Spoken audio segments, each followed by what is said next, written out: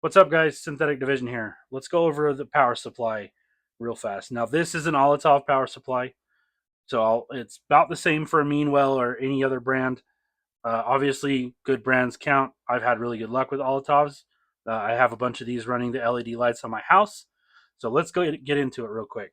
So, as you can see, my voltage is actually 4.799. Unless my Bitaxe is underclocked, I might get a voltage error from that.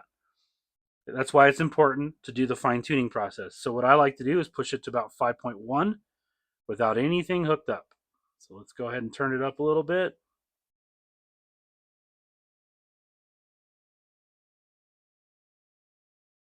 Okay, we are at 5.104. That's a really good start.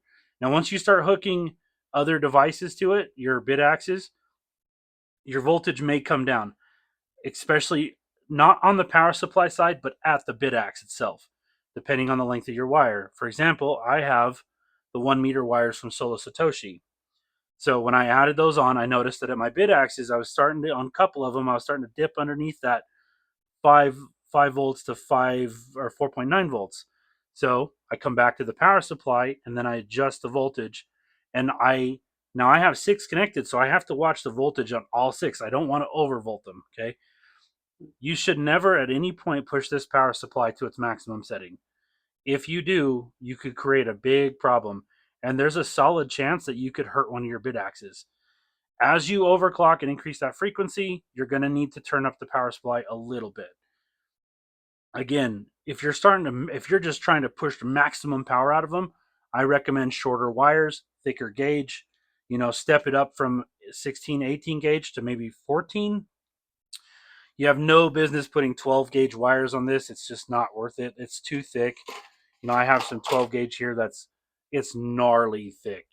There's really no reason to do that, but just keep that in mind, guys. Remember to fine tune your power supplies. Also, remember to check the power switch on the side that adjusts the voltage according to your region.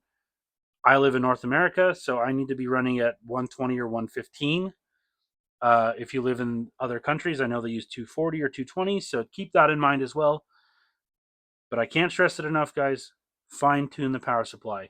I have gotten a Meanwell 12 volt power supply that was actually set to 240 and was pushing, like, as soon as I changed the switch, plugged it in, it was actually pushing 13.5, which is a bit much to go with. I would recommend turning it down. Get that baseline and then increase your power.